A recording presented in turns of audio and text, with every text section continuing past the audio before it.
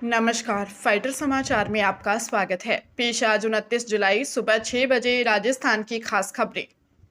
दिल्ली के जंतर मंतर से संसद मार्च के दौरान छात्रों पर हुई पुलिस कार्रवाई पर सुप्रीम कोर्ट ने सख्त रुख अपनाते हुए बिना आपराधिक रिकॉर्ड वाले सभी नाबालिग प्रदर्शनकारियों को तुरंत रिहा करने का निर्देश दिया है। और चीफ जस्टिस सूर्यकांत की बेंच ने स्पष्ट किया कि छात्रों का आंदोलन पूरी तरह शांतिपूर्ण था तथा प्रदर्शन करना उनका संवैधानिक अधिकार है, क्योंकि जरूरत से ज्यादा बल प्रयोग करने वालों के खिलाफ कानून के मुताबिक सख्त कार्रवाई की जाएगी। जबकि शीर्ष अदालत ने पुलिस कार्रवाई की स्वतंत्र और निष्पक्ष जांच कराने की बात कहते हुए सभी डिजिटल सबूत सुरक्षित रखने को कहा है और दिल्ली सहित 8 राज्यों से जवाब तलब करते हुए बिना पुराने मामलों वाले लोगों पर फिलहाल कड़ी कार्रवाई पर रोक लगाई है, जिससे दोनों पक्षों के दावों की निष्पक्ष जांच हो सकेगी। और इस महत्वपूर्ण मामले की अगली सुनवाई आगामी 3 अगस्त को तय की गई है।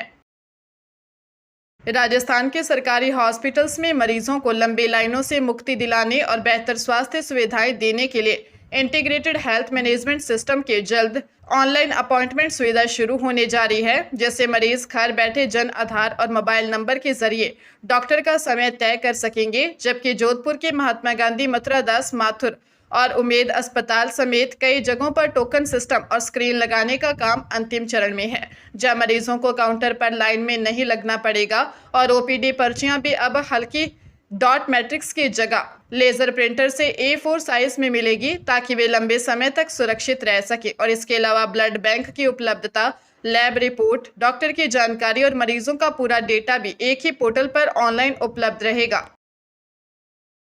श्रीलंका के खिलाफ आगामी 2 टेस्ट मैचों की सीरीज के लिए घोषित भारतीय टीम में राजस्थान के श्रीगंगानगर जिले के प्रतिभाशाली युवा स्पिनर मानव सुथार को प्रमुखता से शामिल किया गया है, जिन्होंने अपने शानदार घरेलू प्रदर्शन और टेस्ट डेब्यू में 7 विकेट लेकर चयनकर्ताओं का ध्यान खींचा है और छोटे से शहर से निकलकर राष्ट्रीय टीम तक का यह सफर तय किया है, जिससे पूरे प्रदेश का मान बढ़ा है। और आगामी सीरीज में बाएं हाथ के श्रीलंकाई बल्लेबाजों के खिलाफ उनकी जादुई गेंदबाजी टीम इंडिया के लिए एक बहुत बड़ा और अचूक हथियार साबित होने की पूरी उम्मीद है। जबकि इस अहम दौरे पर चोट से उबरकर अनुभवी ऑलराउंडर रविंद्र जडेजा की वापसी हुई है और मध्य प्रदेश के ऑफ स्पिनर सारांश जैन को भी पहली बार मौका मिला है तथा भारतीय पारी की शुरुआत KL राहुल और यशस्वी जायसवाल करेंगे, जबकि कप्तान शुभमन गिल नंबर 4 पर मोर्चा संभालेंगे।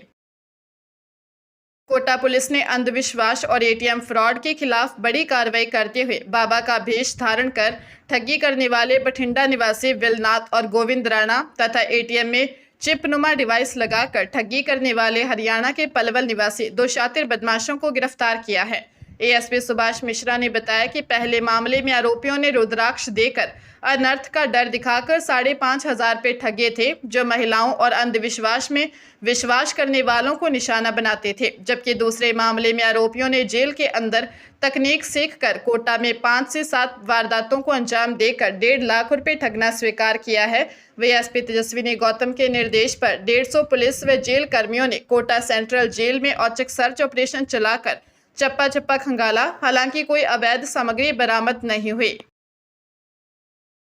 लुधियाना में इंडियन बैंक के साथ करीब 68 करोड़ 91 लाख रुपए की भारी भरकम धोखाधड़ी का हाई प्रोफाइल मामला सामने आया है। बैंक के चीफ मैनेजर संदीप राठी की शिकायत और शुरुआती जांच के आधार पर थाना डिवीजन नंबर 2 की पुलिस ने धर्मपाल जैन, जिनेंद्र जैन और अंजू जैन समेत अन्य सहयोगियों के खिलाफ मामला दर्ज कर लिया है। आरोपियों ने बैंक से करोड़ों रुपए की क्रेडिट लिमिट और लोन मंजूर करवाने के बाद फर्जी और वजूदहीन खरीदारों के नाम पर जाली एक्सपोर्ट बिल तैयार किए। इन जाली दस्तावेजों के सहारे उन्होंने एक्सपोर्ट क्रेडिट सुविधाओं का गलत इस्तेमाल किया और बैंक की पूरी रकम गबन कर ली। फिलहाल पुलिस आरोपियों के डिजिटल ट्रांजैक्शन, बैंक स्टेटमेंट्स और दस्तावेजों की बारीकी से जांच कर रही है, ताकि मामले से जुड़े अन्य पहलुओं का भी खुलासा किया जा सके। राजस्थान में शिक्षा विभाग की चतुर्थ श्रेणी कर्मचारी भर्ती 2024 के तहत चयनित करीब 19,000 अभ्यर्थियों के लिए शाला दर्पण पोर्टल पर ऑनलाइन पदस्थापन काउंसलिंग शुरू हो गई है, जिसके माध्यम से अभ्यर्थी अपनी पसंद के विद्यालयों का चयन कर लॉक कर सकेंगे। और माध्यमिक शिक्षा निदेशक सीताराम जाट के निर्देशों के अनुसार ऑनलाइन काउंसलिंग प्रक्रिया पूरी होने के बाद 30 और 31 जुलाई को नियुक्ति आदेश जारी कर दिए जाएंगे ताकि चयनित अभ्यर्थी संबंधित स्कूलों में तुरंत ज्वाइन कर सकें, जिससे गैर अनुसूचित क्षेत्र के 16,411 और अनुसूचित क्षेत्र के 2,984 अभ्यर्थियों को स्कूल आवंटित होंगे और जिला शिक्षा अधिकारियों को काउंसलिंग के तुरंत बाद उसी दिन नियुक्ति आदेश जारी करने के निर्देश दिए गए हैं, जिससे स्कूलों की व्यवस्थाएं और अधिक बेहतर होने की पूरी उम्मीद है। सिरोही के उत्थमन टोल प्लाजा पर ट्रक ड्राइवर से अवैध रिश्वत वसूलने के मामले में भ्रष्टाचार निरोधक ब्यूरो ने जांच पूरी कर ली है और आरोपी संविदा सुरक्षा गार्ड जोगेंद्र सिंह के खिलाफ एसीबी कोर्ट पाली में चालान पेश कर दिया है। अहमदाबाद से गुवाहाटी जा रहे ट्रक ड्राइवर ने सामान की ऊंचाई अधिक होने का हवाला देकर चालान काटने का डर दिखाकर रिश्वत मांगने का वीडियो बनाकर एसीबी मुख्यालय जयपुर को भेजा था, जिसके आधार पर एसीबी चौकी जालोर ने मामला दर्ज कर जांच की, जिसमें आरोपी के खिलाफ आरोप सही पाए गए और एसीबी ने घटना के वक्त उड़न दस्ते के प्रभारी रहे परिवहन निरीक्षक सुरेंद्र सिंह के खिलाफ विभागीय कार्रवाई की अनुशंसा भी परिवहन विभाग जयपुर को भेज दी है।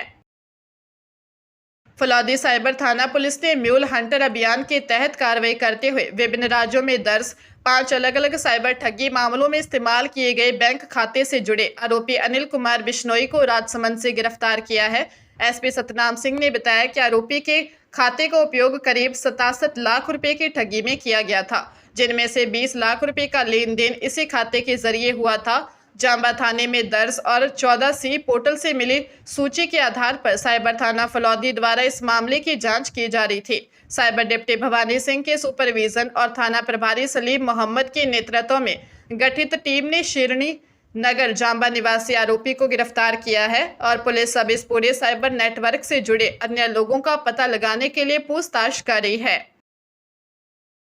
श्रीगंगानगर के एच ब्लॉक निवासी सुमित कुमार के साथ आईसीआईसीआई बैंक अधिकारियों पर लोन खाते में राशि जमा कराने के नाम पर 13,90,000 रुपए की धोखाधड़ी करने का मामला साइबर थाने में दर्ज हुआ है। पीड़ित का आरोप है कि बड़ी रकम जमा कराने के बावजूद हिसाब मांगने पर संतोषजनक जवाब नहीं मिला, जिससे संदेह होने पर उसने शिकायत दी और अब पुलिस बैंक दस्तावेजों की जाँच कर रही है। जबकि दूसरी ओर हनुमानगढ़ जिले के रावतसर निवासी रमेश कुमार के साथ किसी अज्ञात व्यक्ति द्वारा ऑनलाइन माध्यम से झांसे में लेकर 2,75,000 रुपए की ठगी करने पर साइबर थाने में मुकदमा दर्ज कर पुलिस छानबीन कर रही है और इसी क्रम में राजेसर थाना क्षेत्र में डीजल सप्लाई का झांसा देकर ठेकेदार का मुनीम बनकर पिकअप चालक माफी खान से 1,90,000 रुपए ऑनलाइन ट्रांसफर करवाकर ठगी करने का मामला भी सामने आया है, जिसकी पुलिस जांच में जुटी है।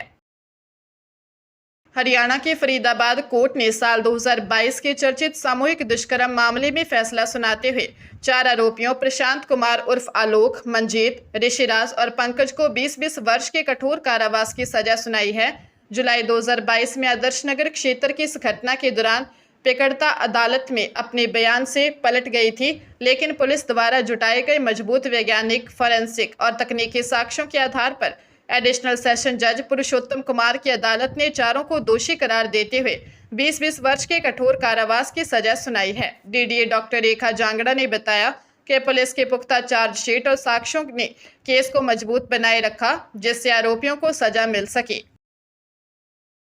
टोंक के मालपुरा थाना क्षेत्र में जयपुर भीलवाड़ा स्टेट हाईवे पर अविका नगर टोल प्लाजा के पास रोडवेज बस और टैक्सी कार के बीच आमने सामने हुई भीषण टक्कर में अलवर जिले के गोविंदगढ़ थाना क्षेत्र के हरसौली निवासी कार चालक राशिद खान की मौके पर ही मौत हो गई, जबकि 7 महिला पुरुष गंभीर घायल हो गए। सूचना पाकर मौके पर पहुंची पुलिस व एम्बुलेंस ने स्थानीय लोगों की मदद से सभी घायलों को मालपुरा के राजकीय जिला चिकित्सालय पहुंचाया, जहां गंभीर रूप से घायल घनश्याम थानका, रामप्रसाद थानका और हजारीलाल थानका को जयपुर रेफर कर दिया। नौरतमल जैन व छोटा देवी कहार सहित अन्य घायलों का अस्पताल में इलाज जारी है। प्रारंभिक जांच में तेज रफ्तार को हादसे का कारण मानते हुए पुलिस ने क्षतिग्रस्त वाहनों को हटवाकर यातायात सुचारू कर मामला दर्ज कर जांच शुरू कर दी है।